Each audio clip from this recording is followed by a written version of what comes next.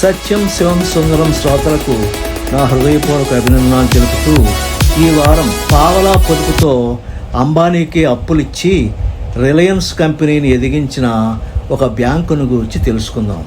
అది కర్ణాటక రాష్ట్రంలోని మంగళూరు వద్దనున్న మాల్పే అనే ఒక మత్స్యకార గ్రామం.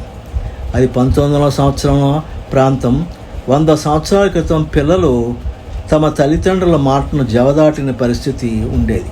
ఆ గ్రామంలో టన్సే మాధవ్ అనంతపాయ్ అనే విద్యార్థి బెంగళూరులో MBBS చేసిన తర్వాత వైద్యుడిగా ప్రాక్టీస్ చేసుకునేందుకు తగిన లైసెన్స్ను కూడా సంపాదిస్తాడు.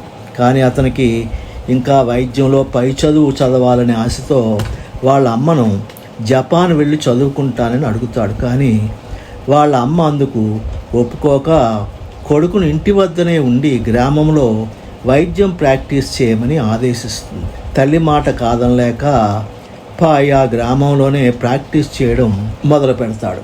తల్లి ఆజ్ఞ పాయ్ హృదయాన్ని గాయపరుస్తుంది. తాను పై చదువులు చదవాలని అనుకుంటాడు.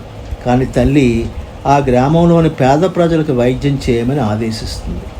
తల్లి మాటను కాదనలేక ఆ గ్రామంలోనే పాయ్ ప్రాక్టీస్ను మొదలు పెడతాడు.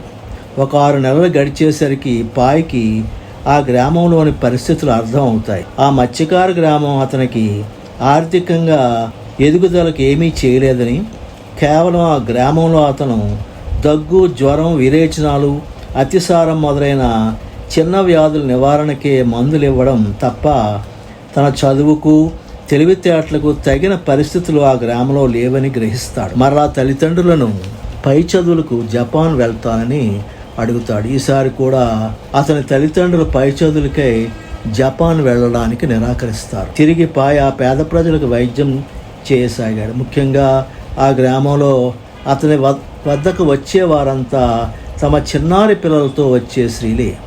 అప్పుడే అతనికి ఒక గొప్ప ఆలోచన వచ్చింది. ఆ ఆలోచన భారతదేశ ప్రగతినే మారుస్తుందన్న విషయం అప్పటికి అతనికి తెలియదు. అతనికి స్ఫురించిన ఆ విషయం ఏమిటంటే, తన చుట్టూ పేదరికం ఉండడమే అతను ఎదగకపోవడానికి కారణం అని తెలుసుకున్నాడు. ఆ గ్రామస్తుల సంపాదన అతి తక్కువగా ఉంది. అందుచేతనే తన సంపాదన కూడా తక్కువగానే ఉంది. వారి ఆదాయం బాగుంటే తనకు కూడా ఎక్కువ ఫీజు ఇవ్వగలరని అనుకున్నాడు. కానీ మరి వారి ఆదాయం పెంచడం ఎలాగా? తన వద్దకు వచ్చేవారందరూ స్త్రీలు, వారి పిల్లలు. అప్పుడప్పుడు మాత్రమే పురుషులు వస్తారు. అందుచేత తన దృష్టిని స్త్రీలపై పెట్టాడు. స్త్రీలు ఏ పైనకైనా ఒక ఉత్ప్రేరకం లాంటి వారు. వారిని కార్యోన్ముఖులుగా చేస్తే మంచి ఫలితాలు సాధించవచ్చునని గ్రహించి తన వద్దకు వైద్యంకి వచ్చిన స్త్రీలు మగవారు పట్టి తెచ్చే చేపలను అమ్మడం ఒక బాధ్యత. దానితో పాటు కుటుంబ నిర్వహణ కూడా ఆమెదే బాధ్యత. ఇంటి ఖర్చులు పోను ఏమైనా మిగిలితే అది పురుషులు లాక్కొని మందు కొడతారు. ఇలా స్త్రీల వద్ద చివరకు చిల్లర తప్పితే ఏమీ మిగలదు. ఇలా చిల్లరతోనే పిల్లల వైద్యం కూడా స్త్రీలు చేయించాలి. ఒకరోజు పాయ్ దగ్గరికి జ్వరంతో ఉన్న కొడుకుతో ఒక స్త్రీ వచ్చింది. ఆ పిల్లవాడికి వైద్యం చేసిన తర్వాత పాయ్ ఆమెను ప్రతిరోజు ఎంతో కొంత సొమ్ము పొదుపు చేయవలసిందిగా కోరాడు. అందుకు ఆమె, నా దగ్గర ఏముందని నేను పొదుపు చేస్తాను అన్నది. అప్పుడు పాయ్, నీ దగ్గర ఎంత ఉంది అని అడిగాడు. అప్పుడు ఆమె తన కొంగుకు ముడిని విప్పి కొంత చిల్లర చూపిస్తుంది. అందులో ఒక పావలా తీసుకొని ప్రతిరోజు ఒక పావలా మాత్రం పొదుపు చేయమని. ఇలా ఆ గ్రామంలో ఉన్న ప్రతి స్త్రీను రోజుకు ఒక పావలా చొప్పున పొదుపు చేయించసాగాడు. ఆ పావలా వసూళ్లకై ఇంటింటికి తిరిగే తన కాంపౌండర్ నియమించి పొదుపు చేసే ప్రతి స్త్రీ వద్ద ఒక పుస్తకం, తన వద్దనున్న ఒక పుస్తకంలో ఆ పొదుపును వ్రాసేవారు. ఇలా ప్రతి స్త్రీని తన మాటలతో ఒప్పించి పొదుపును ప్రోత్సహించారు. ఇలా పొదుపు కొద్ది నెలల్లో 1000 రూపాయలకు చేరింది. 100 సంవత్సరాల క్రితం ఆ 1000 రూపాయలు ఇప్పుడు 1,00,000 రూపాయలకు సమానం.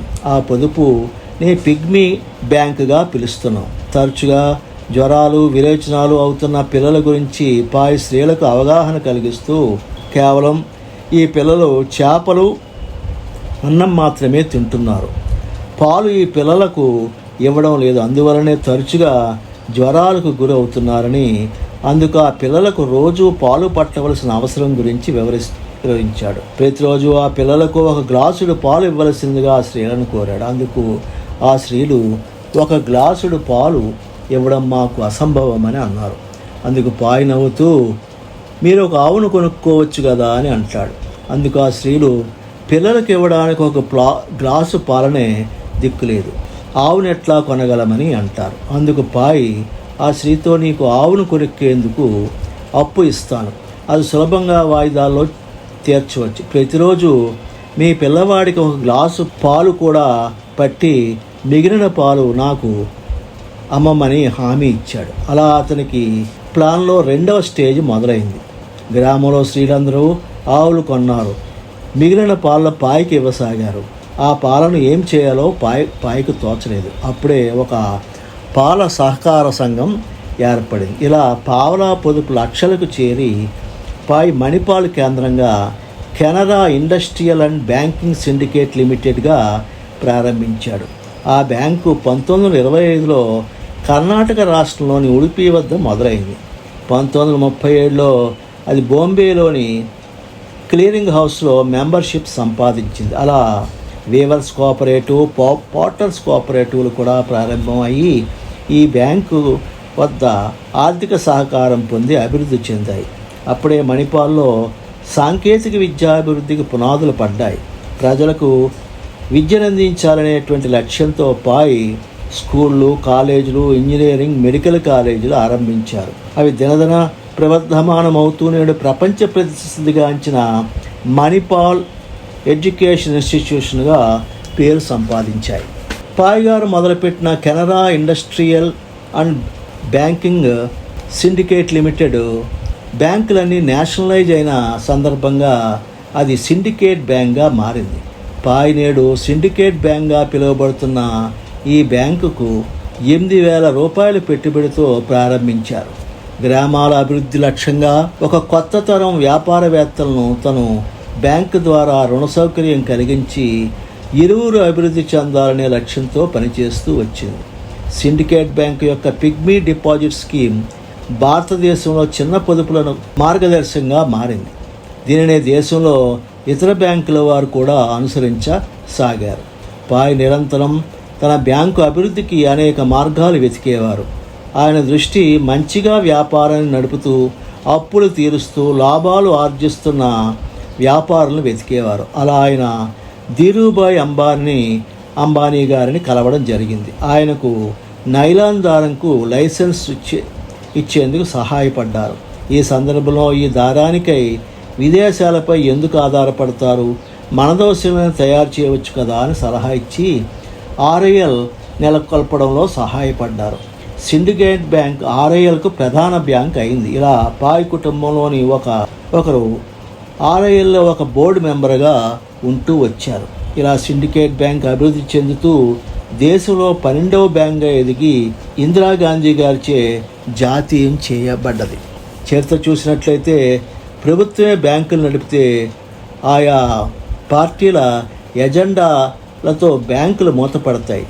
అలా Bank of Calcutta, Bank of Madras, Bank of బాంబేలు మూలపడ్డాయి. సిండికేట్ బ్యాంకు మన భారతదేశ చరిత్రలోనే లెక్కింపదగిన బ్యాంకు. ఆ బ్యాంకు లక్ష్యం గ్రామీణాభివృద్ధి, వ్యాపారస్తులు సంపదను సృష్టించడం ద్వారా అందరి అభివృద్ధికి తోడ్పడతారు. కానీ రాజకీయ నాయకులు తమ బ్యాంకులను భావిస్తూ వాటిని దివాళా తీయిస్తారు. ఈ సిండికేట్ బ్యాంక్ 1 ఏప్రిల్ 2020లో కెనరా బ్యాంక్తో విలీనం చేశారు. డాక్టర్ టోన్సే పాయ్ గారి జీవితం భారతదేశ ప్రగతికి, పురోభివృద్ధికి చిహ్నం. ఈ వీడియో మీకు నచ్చినట్లయితే సబ్స్క్రైబ్ చేయండి, షేర్ చేయండి, కామెంట్ చేయండి. జై హింద్.